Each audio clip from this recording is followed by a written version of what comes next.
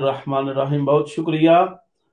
फतेह मक्का की बैकग्राउंड में जो मेन रीजनिंग हमें नजर आती है, वो सबसे बड़ी रीजन और वजह तो वही है कि जो बनु बकर ने बनु खुजा पर हमला किया था, और ये जो हमला आवर लोग थे उनको सपोर्ट करने वाले जो लोग थे वो खुफिया तरीके पर इकरमा और सफवान थे, जो नायब सिपा सालार थे अबू सुफियान के। और ये मिली जी। भगत थी उनकी उसकी बीवी हिंदा की। हिंदा की मिली भगत इसलिए थी कि एक तरफ तो अहले मक्का परेशान थे सुलह हुदैबिया पर, कि सुलह हुदैबिया का जो मुआहदा तय पा गया था, इससे मुसलमानों को बहुत ज्यादा फरोग मिला। यानी हम्म। आप अंदाजा फरमाएं साहबजादा सुहेल अहमद कादरी साहब के सुलह हुदैबिया के मौका पर 19 साल हो गए थे सरकार को नबूवत का ऐलान किए हुए। तो अल्लाह अकबर। साल के अंदर कितने लोग हैं सुलह हुदैबिया के मौका पर? 1400 और कुछ, मैक्सिमम 1400, 1450, 1300, ये फिगर्स आते हैं। जी। चलो आप मैक्सिमम फिगर 1450 का भी ले लें, तो उसके मुकाबले में जो 2 साल के बाद फतेह मक्का का मौका जब आया है, तो उस वक्त कहां 1450, 1500, और कहां 10,000। यानी हम्म। 2 साल में 8,500 का लश्कर सरकार की बारगाह में इस्लाम और ईमान की दौलत के जेवर से आरास्ता होकर आपकी खिदमत में हाजिर हो चुका था। सुभान अल्लाह। साजिश तो की थी, दो कौल हैं। एक कौल ये है कि ये क्रिश्चियनिटी और ज्यूइज्म की साजिश थी कि मुसलमानों को करार हो गया है, इस्लाम फैल रहा है, जी। सरकार मोहम्मद पाक का पैगाम दुनिया में फैलता जा रहा है, सलातीन को खतूत गए, इस्लाम का पैगाम फैला, बदर में धाक बैठी, ओद में उससे ज्यादा सिलसिला आगे बढ़ गया, और फिर दीगर जितने भी मराहिल आए जंगों के, रब्बे जुल जलाल की बारगाह से रहमत की बारिश से बारिश तर होती चली गई, और मुसलमान रूबा उरूज और रूबा इर्तिका और तरक्की की मनाजिल मुसलसल तेजी से तय कर रहे थे। तो अब सुभान उन्हें अल्लाह। सुभान अल्लाह। कि जब ये मामला हो गया तो ये तो बड़ा मसला है। तो एक रिवायत में और एक कौल ये है कि ये यहूदियों ने साजिश की, लेकिन हिंदा और इकरमा और सफवान से मिलकर साजिश की कि जो हम्म। बनु मखजूम पर हमला करवाया सरकार के तादी कबीले पर, वो इन्होंने करवाया। और दूसरे कहते नहीं, उनको नहीं था, ज्यादातर इनको था, मक्का वालों को, कि अब हमारा कोई चारा नहीं रहा, हमारी बात बिल्कुल खत्म हो गई है, क्योंकि जी। हमारी लाइन को सरकार मोहम्मद पाक ने डिस्टर्ब कर दिया है, हमारा इकोनॉमिक ब्लॉकेट कर दिया है, और हमें अब बिल्कुल नीचे लगा के रख दिया है, और हमारी टोटली तौर पर हमारा जो पॉलिटिकल इन्फ्लुएंस है वो आइसोलेट हो गया है, क्योंकि हम्म। सरकार ने सारे कबीलों को साथ मिला लिया था। कहां अल्लाह ताइफ अकबर। से लेकर बदर से होते हुए जुमला कबाइल को सरकार ने साथ मिला लिया। सुभान जितने अल्लाह। कबाइल थे, देखें, बनु कैनुका, बनु नुजैर और बनु कुरैजा तो पहले ही ताती थे मदीना पाक के अंदर। औस जी। और खजरज सरकार के पास गुलाम के तौर पे, मोमिन के तौर पे सरकार के गुलामों उम्मतियों में शामिल सहाबा में हो गए थे, और आसपास के जुमला कबाइल को सरकार ने 80% साथ मिला लिया, जो जी। 20% नहीं मिले उनको न्यूट्रलाइज कर दिया। अल्लाह अच्छा, अकबर। न्यूट्रलाइज होने का मतलब ये था कि political influence of Quraish was totally decreased and declined.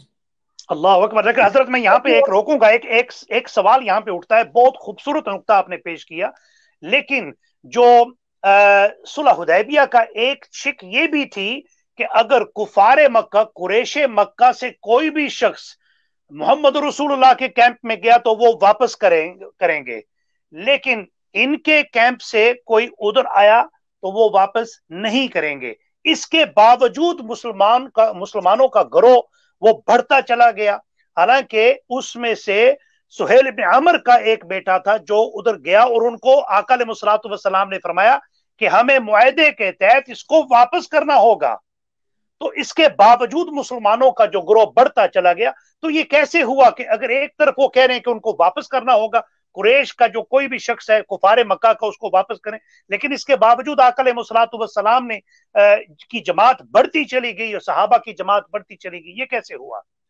यही तो बात है ना, जिस पर तमाम सहाबा का, अक्सरियत सहाबा का इस बात पर सरकार की बारगाह में रिजर्वेशन थी, और उस जी। रिजर्वेशन का इजहार जनाब सैयदना उमर पाक ने किया।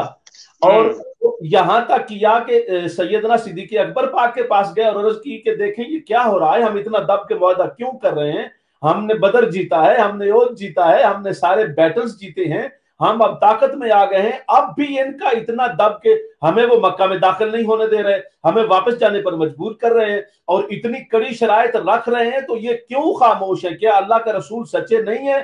तो जनाब सिद्दीक ने फरमाया था, उमर तुम ठीक कह रहे हो, मगर जो तुम समझते हो, जो मैं समझता हूँ, हुजूर पाक हमसे भी ज्यादा समझते हैं। मैं सुभान अल्लाह, सुभान अल्लाह। उनका जो फैसला है, उस फैसले को हम सोच तो सकते हैं मगर उसको इदराक नहीं कर सकते, उसका याता मुमकिन नहीं है। और उसमें असल बात यही थी, सरकार की निगाह नबूवत तो देख रही थी, आप और मैं मानते हैं, अहले ईमान का ये अकीदा है, लेकिन आज सारी दुनिया मुस्तशरिकीन मुफक्किरीन ये लिखने पर मजबूर हैं कि मोहम्मद मुस्तफा की ये सिपा सालाना कुव्वत थी, दूर अंदेशी थी, और आका पाक की ये बसीरत ज़ाहिरी बातनी थी कि आपने देख लिया था भी तुम्हारे पास जो हमारा जाएगा भी वो हमारा जो हो गया, फिर तुम्हारा नहीं होगा। और यही हुआ। खालिद बिन वलीद खुद कहते हैं मैं अपने सगे भाई को लेके आया, 4000 दिरहम लेके आया, और 4000 दिरहम का फिदिया देके हुजूर पाक से लेके आया, और रास्ते में जब आया और रास्ते में आकर अजीब सूरत हाल पैदा हो गई। हम कहते थे कि ये बदर में क्या हो गया, ऐसा क्यों हुआ था कि वो इतने 313 जीत गए, लगता है जादू मोहम्मद पाक के हाथ में कोई आ गया, उसने उन्हें जितवा दिया, ये कर दिया वो कर दिया। खालिद कहता है मैं परेशान था, मैं अपने भाई के लिए तड़प रहा था और उसके चेहरे पर एक अजीब किस्म की कैफियत थी, जवाब ही नहीं दे रहा। हम कहते हैं मोहम्मद पाक का हाल बताओ, तो कहते क्या हाल बताऊं, खामोश हो जाते, कोई जवाब देते ही नहीं है। तो वो इसके बावजूद हम उनके पैसे दे के लाए, अपने पास लाए, रास्ते में पड़ाव किया, सुबह देखा तो ना उनका घोड़ा था, ना उनकी सवारी ऊंट था, ना हमारे पास हमारा भाई था। हम मक्का में वापस पहुंचकर तो किस बात का था, पैसा भी गया और भाई भी नहीं मिला। और फिर हम ये कहते थे, और खालिद ने यही तो कहा था इकरमा और सफवान से, तुम अजीब बातें करते हो, मैंने अपना भाई देखा है, पैसे मैंने दिए, भाई मेरा है, जिंदगी मेरे साथ गुजारी है, मेरी माँ का जाया है, लेकिन मोहम्मद पाक ने उसको ऐसी मोहब्बत की तासीर दे दी है कि उसने पैसे देने के बावजूद वो हमारे साथ आना पसंद ही नहीं करता। तो सरकार को पता था कि जो मेरे पास आएगा एक रोज तो छुट जान के उमरा दे भी कह दी सरकार दे जुल्फा दे असीरा नु रिहा कौन करेगा। वाह वाह वाह, हो गया, वो कैसे जाएगा, वो तो यहां ही बैठेगा ना, तेरे कूचे में जो आया है उठ के वापस नहीं गया, बल्कि जाना चाहता, उसको पलटने का सलीका भूल गया। ये सरकार की बात थी, यही तो वजह, इसी ने तो उनको मुल्तहब मुस्तरब परेशान कर दिया कि हैरत की बात तो ये हमारा कोई हरबा कारगर साबित नहीं हो रहा। सुलह हुदैबिया भी हमने उनको दबा कर की, ज़ाहिरी तौर पे मुसलमानों को, शर्तें हमारी मजबूत है, उधर से आया वो बंदा हमारे पास ठहरता कोई नहीं, और हमारे पास से जा रहे हैं, कभी खालिद जा रहा है, कभी कोई जा रहा है, कभी कोई जा रहा है, मुसलसल ताता मदा। इसी वजह से तो इकरमा, सफमान और हिंदा ने ये कोशिश की और बनु मखजूम पर हमला किया, उनके बंदूक को मारा। और फिर अबू सुफियान ने जब पता चला अबू सुफियान को, तो उसने कहा कि तुमने गलत किया। पहले तो उन्होंने कहा हम घोड़दौड़ के लिए गए थे, सुबह वर्जिश करने गए थे, प्रैक्टिस एक्सरसाइज कर रहे थे, जंगी मश्क हो रही थी। फिर बाद में जब पता चल गया तो उस अबू सुफियान ने कहा तुमने ये बहुत बड़ा जुल्म किया, सिपा सालार मैं हूं, फैसले तुम करते हो। तो इकरमा ने कहा था जब सिपा सालार बुज़दिली के फैसले करे और कबीले की इज्जत को खाक में मिलाए तो हमें हक है कि हम अपने कबीले का दिफा करें।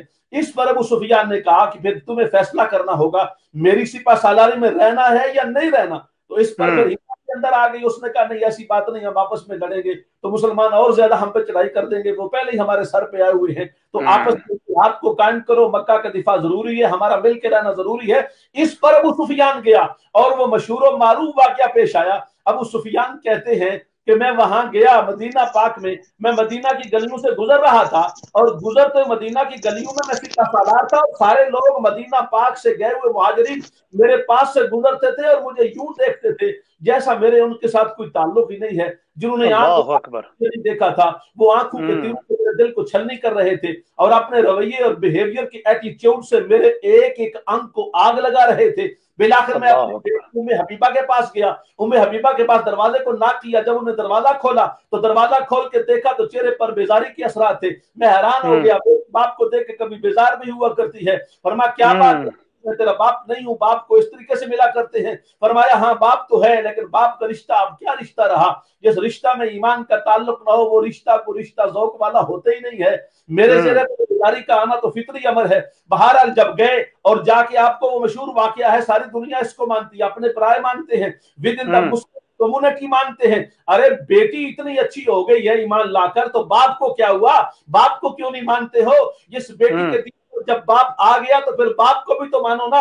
ام حبیبہ کی وہ بھی تعریف کرتے ہیں جو حضرت ابو سفیان رضی اللہ تعالیٰ عنہ کو آج رضی اللہ تعالیٰ عنہ نہیں کہنے دیتے, مگر ہم ان سے یہ پوچھتے ہیں ارے تم نے محمد پاک کی اس تاثیر صحبت کو نہ پرکھا, نہ سوچا, نہ سمجھا, نہ دل میں جاگزین کیا, نہ فکر میں ڈھالا, تمہیں کیا پتا ہے کہ وہ کتنا اثر رکھتی ہے. اور جب نگاہ ایک پل میں وہ دیکھنا میری زندگی بنا گیا, تیرے عشق کا ہی کمال تھا, مجھے ایک تماشا بنا گیا, جو اٹھی نگاہ اٹھی رہی, جو جھکی نگاہ تو جھکی رہی, اسی کشمکش میں دوستوں مجھے کوئی اپنا بنا گیا.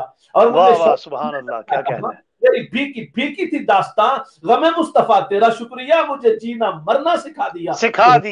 واہ سبحان اللہ. تو سیکھتا ایسے ہے کہ وہ معلم کائنات کے صدقے سے کائنات کے معلم ہونے کا شرف پا لیتا ہے. تو کیا ہوا, ام حبیبہ نے بستر اٹھا دیا. ابو سفیان نے کہا میری بیٹی یہ تو بتاؤ, میں تمہارا باپ ہوں, مجھے ایک سوال کا جواب دو. اب سننا ابو سفیان کی کلام کا جو ایک خاص حسن ہے, اس انداز سے عربوں کی عرب دانی تو مشہور ہے نا. کہنے لگا مجھے یہ بتاؤ, یہ بستر اس قابل نہیں تھا کہ میں اس پر بیٹھوں, یا میں اس قابل نہیں ہوں کہ اس بستر پر بیٹھوں.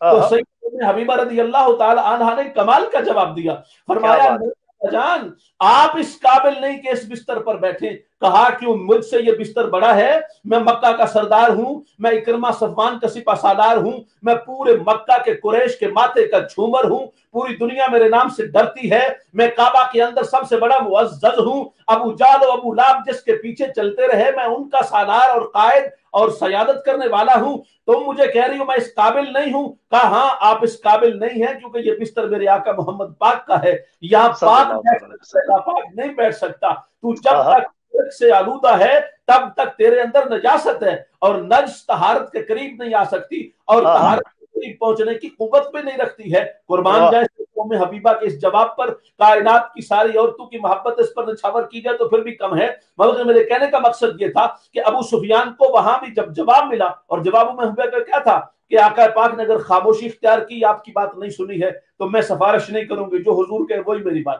پھر حضرت ابو بکر کے پاس گیا, پھر ابو سفیان عمر پاک کے پاس گئے, پھر سیدہ فاطمہ زہرا کے پاس گئے, پھر حضرت علی کے پاس گئے. ہر طرف سے ایک ہی جواب تھا, مگر اس مرتبہ سرکار کا جو ایٹیچیوڈ تھا, ریسپانس تھا, ٹوٹلی ڈیفرنٹ تھا. کیونکہ آقا پاک نے مسافہ تو کر لیا ابو سفیان سے, تقاضا تھا, لیکن گفتگو کا کوئی جواب نہیں دیا. ابو سفیان کہتا ہے میرے لیے بہت بڑا مشکل وقت تھا کہ وہ محمد پاک جو میرے پاس رہے اور یہاں موجود رہے, میں انہیں جانتا تھا, میری ایک بات کا جواب تو دور کی بات ہے, وہ ہر بندہ مکے کا میری بات کا جواب تو کیا سوال سننے کے لیے بےتاب رہتا. محمد پاک نے مجھے جواب ہی نہیں دیا صلی اللہ علیہ وسلم نے.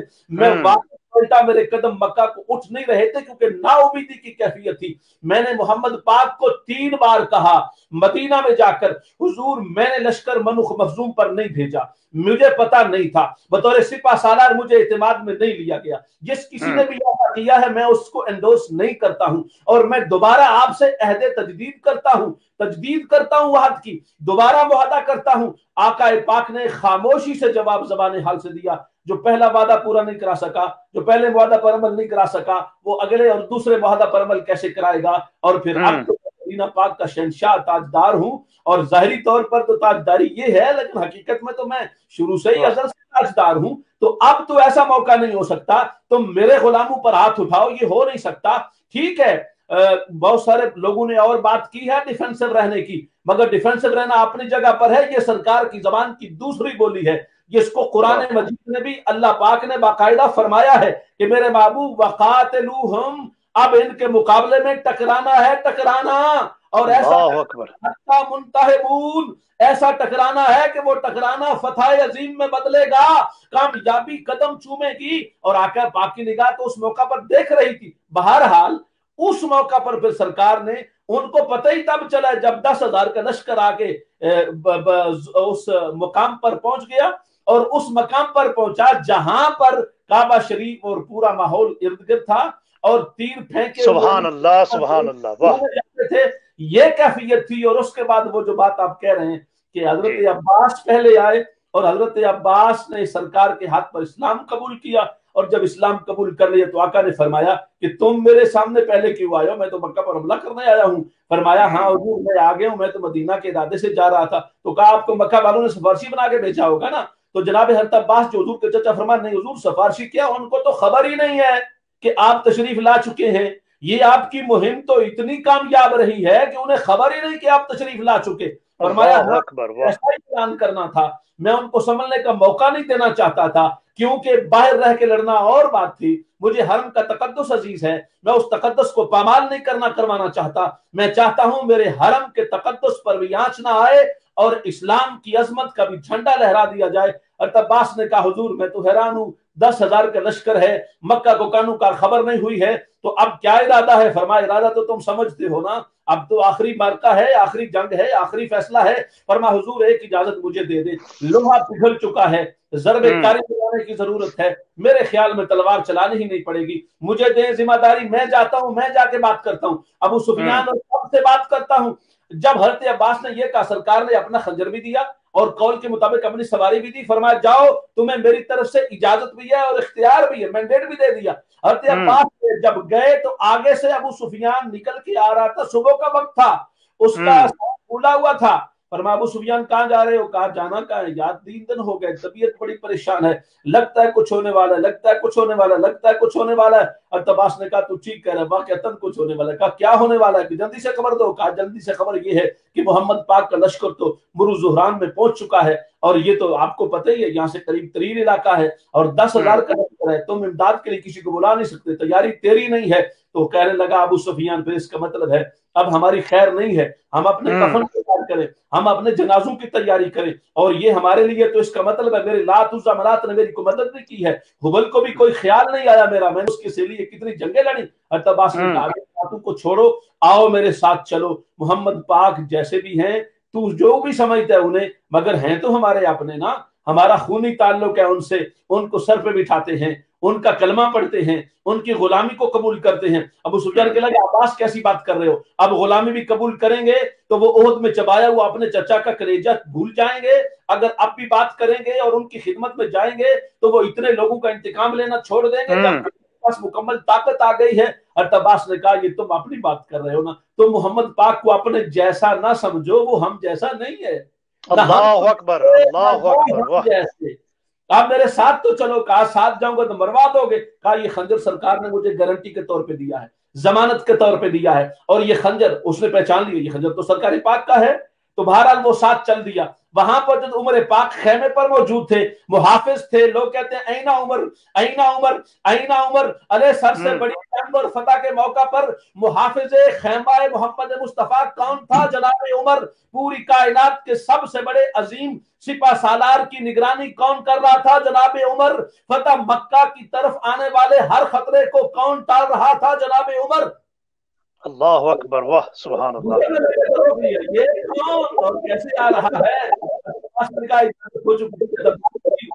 ظاہری طور پہ اسلام قبول کیا تھا ایک قول کے مطابق، تو انہوں نے کہا اجازت ہو چکی، سرکار نے بھی پیغام بھیج دیا۔ تو بہرحال رات کو پہنچے، شام کا واقعہ تھا یہ، جب وہ پہنچے وہاں سرکار کی بارگاہ میں، سرکار نے فرمایا رات کو آرام کرو، صبح آنا۔ تو بہرحال صبح جب گئے سرکار کی بارگاہ میں تو میرے آقا کا پہلا جملہ یہ تھا ابو سفیان بتاؤ تمہاری لات منات اور عزا اور حبل جیتے ہیں یا میرا رب ذوالجلال جیتا ہے؟ تو ابو سفیان نے دو ٹوک کہہ دیا، اس میں کہنے میں مجھے کوئی حرج نہیں ہے، میرے لات و منات و عزا و حبل نے مجھے تنہا چھوڑ دیا، بے یار و مددگار چھوڑ دیا، بے آسرا و بے سہارا چھوڑ دیا، آپ کے رب نے آپ کو مکمل طور پہ سپورٹ کیا ہے۔ فرمایا اچھا میرے رب کو مانتے ہو؟ کہا جی بالکل، رب کی عظمت کو مان گیا۔ تو کہا رب کو بھی مانتے ہو تو پھر اس رب کے رسول کو کیوں نہیں مانتے ہو جس نے مجھے نبی اور رسول بنا کے بھیجا ہے؟ اس پر ابو سفیان تھوڑا ٹھٹک گئے، جھجک گئے، رک گئے، کہتے ہیں یہ کہنے میں ابھی مشکل لگ رہی ہے۔ اور عباس نے کہا دیکھو اگر مشکل لگ رہی ہے تو دوسرا کام تو پھر تیار ہے، تم میرے ساتھ جو معاہدہ کر کے آئے ہو اس کے مطابق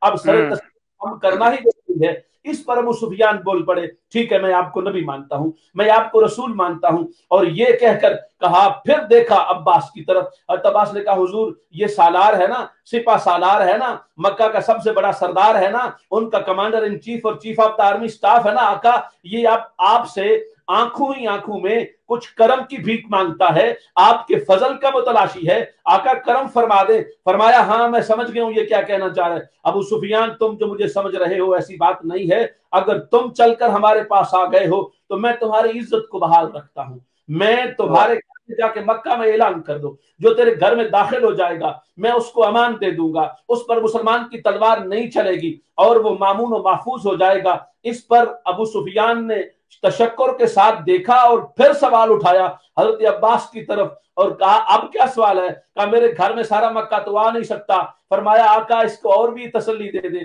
میرے آقا نے فرمایا سارا مکہ نہیں آ سکتا تو جو مکہ والے حرم کعبہ میں چلے جائیں گے ان کو بھی امان مل جائے گی. تیسری بار نگاہ اٹھائی, ایک سوال ابھی باقی تھا. کہا وہ سوال کیا رہ گیا؟ ابو سفیان نے کہا وہ سوال یہ ہے کہ سارے حرم مکہ میں بھی تو نہیں آ سکتے. اس پر سرکار نے فرمایا یہ اعلان عام ہے معافی کا, جو اپنے گھر میں اپنے آپ کو بند کر لے گا اور تلوار نہیں اٹھائے گا ہم اس کو بھی معمون کر دیں گے. جب یہ کہنا تھا ابو سفیان یہ سن کر وہ تو اس کی خوشی کی تو انتہا نہ رہی. اسے پتا تھا میں نے کتنا بڑا جبر اور تشدد اور ستم اور ظلم صاحبان تانے رکھا اتنا عرصہ مسلمانوں پر, تو اس کے باوجود بالکل مکمل طور پہ معافی کا اعلان اس کے لیے ایک خواب لگ رہا تھا. وہ خوشی خوشی دوڑا دوڑا پہنچا اور جب پہنچا کہاں مکہ میں گیا تو آگے ایک شخص ان کو بتا چکا تھا کہ میں نے ابو سفیان کو محمد پاک کے پاس جاتے دیکھا ہے اور وہاں اکرمہ صفوان مکہ سارا موجود تھا. وہ کہہ رہے تھے یہ کیسے ہو سکتا ہے ابو سفیان کسی کو بتائے بغیر محمد پاک کے پاس چلا جائے, یہ ممکن نہیں ہے. اسی دوران ابو سفیان اوپر سے آ گئے, انہوں نے کہا پوچھ لو. ابو سفیان آ گئے ہیں, حتیٰ کہ ہندا نے تو کہا تو پتا ہے کہ میرے خامد ابو سفیان کے بارے میں کہہ رہے, وہ تو سپہ سالار ہے, اس کی بات کر رہے ہو اور اس کے بارے میں غلط فہمی پھیلا رہے کہ محمد پاک کے پاس چلا گیا. وہ چل کے کسی کے پاس جاتا ہے, ساری دنیا تو چل کے اس کے پاس آتی, یہ کیا بات کر رہے ہو؟ اتنے میں ابو سفیان اوپر سے آ گئے. اس نے کہا اس میں لڑائی کرنے والی بی بی ہندا ضرورت نہیں ہے, اپنے خامد سے پوچھ لو. جب ابو سفیان آئے تو سارے لوگ موجود تھے, منتظر تھے ابو سفیان کہتے کیا ہے. ابو سفیان کا جملہ یہ تھا لوگوں سنو میں تمہارے لیے امان لے کے آ گیا ہوں, محمد الرسول اللہ سے امان لے کے آیا ہوں اور امان لے کے آیا ہوں. 10,000 کا لشکر ہے اور چانس ہی نہیں ہے, ہم سارے یتیم ہو جائیں گے, بچے یتیم ہو جائیں گے, گھر بار اجڑ جائے گا, ہمارے سے بیت اللہ کی نگرانی اور سعادت چھین لی جائے گی, ہم سفر ہستی سے مٹا دیے جائیں گے. لیکن یہ تمہارے لیے خوشخبری ہے کہ میں امان لے کے آ گیا ہوں, تمہارے لیے محمد پاک نے امان دے دی. امان کے بعد میں آپ نے ماشاءاللہ میں یقیناً آگے اس بات کو بڑھاؤں گا. جب آقا علیہ الصلوۃ والسلام نے امان دے دیا, جیسا کہ آپ نے فرمایا, میں پیر سید غلام دستگیر شاہ صاحب گیلانی جو زیب سجادہ آستانہ عالیہ کوٹلی میانی شریف ہے وہ بھی ہمارے ساتھ تشریف فرما ہے اور ہماری خوش قسمتی ہے کہ ان سے بھی استفادہ کریں گے انشاءاللہ. میں امان کے حوالے سے حضرت یہ سوال اٹھتا ہے کہ جب آقا علیہ الصلوۃ والسلام نے ابو سفیان کو بھی امان دے دیا اور مکے میں عام اعلان امان کا دے دیا, تو اس کے بعد پھر ایک کفار مکہ کی آرمی میں سے ایک شخص کعبے کی غلاف میں جا کے چھپ گیا, کفار میں سے ایک چھپ گیا, اور صحابہ اکرام رضوان اللہ تعالی اجمعین نے آقا علیہ الصلوۃ والسلام سے عرض کی یا رسول اللہ وہ شخص جس کے آپ نے نشاندہی فرمائی تھی وہ کعبے کی غلاف کے پیچھے جا کے چھپ گیا ہے, اور آقا علیہ الصلوۃ والسلام نے فرمایا قتلوہم, اس کو قتل کر دو. کیا ماجرا تھا, اور اگر اس کو کیوں امان نہ ملا, اور جو قتل کیے گئے تھے اور جو مسلمانوں نے جب فتح مکہ کیا اس کے بعد اور بھی بہت سارے ایسے واقعہ ملتے, لیکن اس کی وجہ جب آقا علیہ الصلوۃ والسلام نے یہ حکم ارشاد فرما دیا تو اس کی وجوہات کیا تھی, ان لوگوں کو کیوں نہ امان ملا؟ دیکھیں یہ تو امان ملنے کا مقصد یہ تھا کہ جو اپنے آپ کو اسلام کے حوالے کر دے. اب جس کسی نے بھی اسلام کے حوالے نہیں کیا اپنے آپ کو, اور حضرت خالد بن ولید کا جس کی طرف آپ کا دوسرا اشارہ ہے, یہ تو ایک بالکل مائنر سا واقعہ ہے جس کی آپ نے بات کی ہے, بعض روایت کو قبول نہیں کیا لیکن جنہوں نے کہا بھی ہے اس کو قبول کیا بھی ہے, تو یہ ایک بندے کا واقعہ تھا اور یہ اس طرف اشارہ تھا کہ سرکار پاک نے فرمایا تھا کہ اللہ تبارک و تعالیٰ نے حرم کو میرے لیے اور میرے دادا ابراہیم کے لیے حلال کیا ہے. یہ اس کی طرف اشارہ تھا, اور سرکار کی عظمت اس سے اور زیادہ واضح ہوتی ہے کہ حرم کعبہ کو اگر حلال کیا گیا تو آقا پاک صلی اللہ علیہ وسلم کے لیے آپ کے دادا جان کی ساتھ اس شرف میں شامل کیا گیا. تو اصل میں بات یہ تھی کہ جب وہ ابو سفیان یہ بات کہہ رہا تھا, میں اسی بات کا جواب ہی دے رہا تھا آپ کو, جب یہ کہہ رہا تھا تو اس وقت ایک اور شخص بولا, اس نے کہا کہ پھر ہمارا کیا بنے گا, تو وہ سارے جواب سرکار کے ابو سفیان نے بتا دیے, اور اس پر پھر اکرمہ اور ہندا نے ایون کہ جو آپ نے بات کی نا شروع میں, وہ یہاں تک بھی آتا ہے کہ وہ بڑی, اور اس نے ابو سفیان کو بہت زیادہ گستاخی کا اظہار کیا, اور درمیان میں سلمان آ گیا, اس نے کہا ہندا آپس میں لڑو گے تو پھر ہماری ہوا اکھڑ جائے گی, پہلے کچھ نہیں رہا تو اس کے بعد تو بالکل ہی مسئلہ صاف ہو جائے گا. تو اس پر اب اکرمہ نے کہا اور صفوان نے کہ سپہ سالار تو بتا اب یہ تو جو باتیں کر رہا ہے یہ باتیں ہم کیا کریں، اب تیرا فائنل فیصلہ کیا ہے؟ ابو سفیان نے کہا فائنل فیصلہ میرا یہ ہے کہ تم تیاری کرو اور محمد صلی اللہ علیہ وسلم کا بھائیوں کی طرح استقبال کرو۔ یہ وہ بات تھی جس بات پر اکرمہ اور صفوان چڑھ گئے۔ انہوں نے کہا ہم لوگوں کو آپ کی مخالفت سے روک رہے ہیں اور آپ ہمیں کہتے ہیں کہ جنہوں نے ہمارے لوگوں کا اتنا مقاتلہ کیا اور مقتول بنائے ہمارے لوگ اور ان کو جہنم رسید کیا، ان کو آپ کہہ رہے ہیں کہ ہم ان کا بھائیوں کی طرح استقبال کریں، یہ کیسے ہو سکتا ہے؟ ہم انہوں نے قسمیں اٹھائی۔ صفوان بھی بولا، اس نے بھی کہا کہ اگر قبیلے کا سردار معاذ اللہ بزدل ہو جائے تو اس کا مطلب نہیں کہ پورا قبیلہ بزدل ہو گیا ہے، ہماری تلوار اس وقت تک نیام میں نہیں آئے گی جب تک ایک مسلمان بھی معاذ اللہ زندہ ہے۔ ابو سفیان نے کہا یہ تمہارا گمان تو ہو سکتا ہے، یہ حقیقت نہیں ہو سکتی ہے۔ بہرحال دو بندے اکرمہ اور صفوان نے ویٹو کیا ہے، نائب سپہ سالار الگ ہوئے، پوری مکہ کی اکثریت اس کے ساتھ موجود تھی۔ لیکن حیرت کی بات یہ ہے صاحبزادہ صاحب کہ جب صفوان اپنے گھر میں گیا تو صفوان جب گھر میں گیا تو خبر تو پھیل گئی تھی گھر گھر میں۔ صفوان کی بیوی جس کا نام فاختہ ہے یہ حضرت خالد بن ولید کی بہن ہے، اس نے صفوان سے کہا سنا ہے تو آج اپنے قبیلے کے سردار ابو سفیان کے مخالف ہو گیا، ایسا بھی کبھی ہوتا ہے؟ تو اس نے کہا تمہیں پتا ہے مخالف کیوں ہوا ہوں؟ کہا کیوں ہوئے؟ کہا اس لیے کہ وہ کہتا ہے اپنے قبیلے کی عظمت کو قربان کر دو اور محمد پاک کا استقبال بھائیوں کی طرح سردار اور امیر اور نبی اور رسول مان کے کرو، تو میں اپنے قبیلے کی عزت اس طرح خاک میں ملنے دوں گا؟ تو اس پر فاختہ نے کہا تم جو بات کر رہے ہو یہ تمہارے سردار کو زیادہ پتا ہونی چاہیے۔ پھر وہاں پر یہ جواب تھا اچھا مجھے یہ بتاؤ کہ میرے پاس دو آپشن ہیں، یا تو میں تیرے پاس جیسے ابو سفیان کہتا ہے کہ میں دروازہ بند کر کے تیرے پاس بیٹھ جاؤں اور دنیا مجھے کہے کہ صفوان بزدل نکلا ہے، سپہ سالاری کی لج کو بھی قائم نہیں کر سکا ہے، اپنی بیوی کے پاس بیٹھا رہا اور مسلمانوں نے قبیلے کو تہس نہس کر کے رکھ دیا۔ دوسرا میرا آپشن یہ ہے میں تلوار لے کے نکلوں اور مارا جاؤں اور مار کے جب میری لاش آئے تو تمہیں دنیا یہ کہے کہ یہ وہ صفوان ہے جو آخری دم تک تلوار کے ساتھ لڑتا رہا، ہار نہیں مانی ہے، تم کس کو اپنا خامد کہو گی؟ بڑا مشکل سوال تھا، مگر جواب دینے والی کی خاتون بھی تو خالد کی بہن تھی نا، حضرت فاطمہ کو کہنے لگی تم بات ٹھیک کر رہے ہو مگر مجھے یہ بتاؤ کہ میرے لیے مسئلہ ہے، ایک طرف میرا بھائی خالد ہے، دوسری طرف میرا خامد تو صفوان ہے، میرے لیے لاش دونوں کی برابر ہے، مجھ سے خالد کی لاش بھی برداشت نہیں ہوتی، مجھ سے صفوان کی لاش بھی برداشت نہیں ہوتی، تو جائے گا تو میرے بچے یتیم ہوں گے اور خالد جائے گا تو میری قبر ٹوٹ جائے گی، تو تم کیا کر رہے ہو؟ اگر تم میدان اور مقابلے میں جاؤ گے تو پھر میرا کیا بنے گا؟ اس پر صفوان نے فیصلہ کن لہجے میں کہا تمہارے فیصلے کو مجھے نہیں دیکھنا، مجھے تو اپنے قبیلے کو دیکھنا ہے، وہی جو ایک ان کی تعصب کی کیفیت تھی۔ اس پر پھر دو ٹوک انداز میں فاختہ نے کہا اچھا ایک بات یاد رکھنا، تم تلوار تو نہیں رکھ رہے ہو مگر ایک بات یاد رکھنا، میرے بھائی خالد کے مقابلے میں نہ آنا، وہ میرا ماں جایا ہے، ہم نے اکٹھا ایک ماں کا دودھ پیا ہے اور خالد کی رگوں میں ہار ماننا نہیں ہے، اس کی تلوار اس کے مقابلے میں مت جانا۔ تو اس پر اس نے کہا ٹھیک ہے اگر تم یہ بات کہہ رہے ہو تو یہی بات اپنے بھائی خالد کو کہہ بھیجو نا وہ میرے مقابلے میں نہ آئے۔ تو اس نے کہا اگر وہ بھی سامنے آتے تو میں یہی کہتی۔ ہوا یہ کہ سرکار نے چاروں طرف سے حملہ کیا، جب چاروں طرف سے حملہ کیا تو تین طرف سے مکمل فوجی اور اسلامک آرمی مکہ میں داخل ہو گئی۔ قدرتی طور پہ خالد اس راستے سے داخل ہو رہے تھے بن ولید رضی اللہ تعالیٰ عنہ، جو راستہ انتہائی مشکل تھا اور جہاں پہ چانس تھا کہ بیک اٹیک ہو سکتا تھا، یعنی آگے سے بیک کلیش کا سب سے زیادہ۔ حضرت خالد بن ولید تو آپ کو پتا ہے ہمیشہ ایڈونچر ہی لیتے ہیں، جی جنگجو تھے، جی بالکل۔ اس جگہ پر گئے، جب وہاں دیکھا تو آگے پتا چلا کہ آگے تو لشکر آ رہا ہے، اور لشکر اس نے بھی بھیجا ہوا تھا، انہوں نے جا کے پہاڑی پہ چڑھ کے دیکھا تو وہ دوڑتا واپس آیا، صفوان کو کہنے لگا مسئلہ بن گیا، مشکل ہو گئی مشکل ہو گئی۔ اس نے کہا کیا مشکل ہوئی؟ کہا مشکل یہی مقابلے میں خالد ہیں اور تو کوئی ہے نہیں، تو خالد کا مقابلہ تم کیسے کرو گے؟ وہ تو تمہاری بیوی کا بھائی ہے۔ تو اس پر بھی صفوان نے خیر کہا کہ ٹھیک ہے اگر میری بہن کا خامد بھی ہوتا تو میں واپس نہ جاتا، مجھے اپنے قبیلے کی عزت زیادہ عزیز ہے۔ تو بہرحال مختصر یہ کہ اکرمہ اور صفوان وہاں لشکر لے کر موجود تھے۔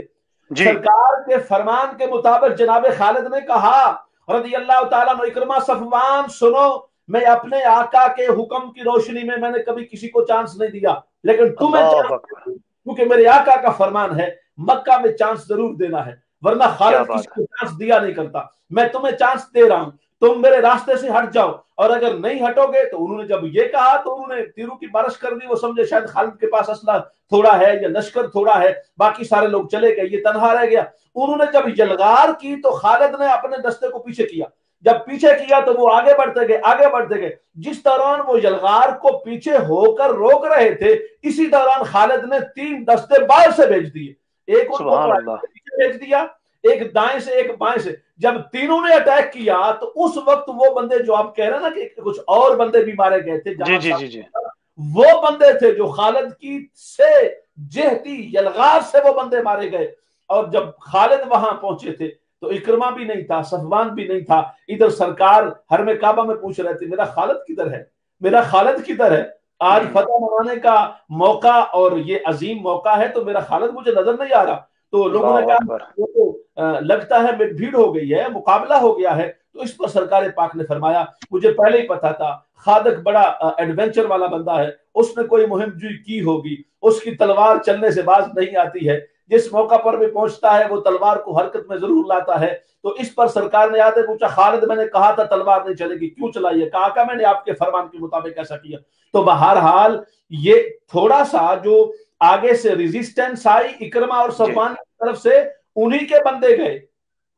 اور وہ اس لیے گئے ان کے پاس چارہ ہی نہیں تھا. سرکار کی یہ بھی میں آخری جملہ بول رہا ہوں, پھر یقیناً دوسرے مہمان بھی ہیں. جی جی بالکل. جی تبہیدی گفتگو میں سرکار پاک نے چاروں طرف سے حملہ کیا تھا مکہ شریف پر, اور یہ کہا تھا کہ ابو سفیان سے معاہدہ ہو گیا.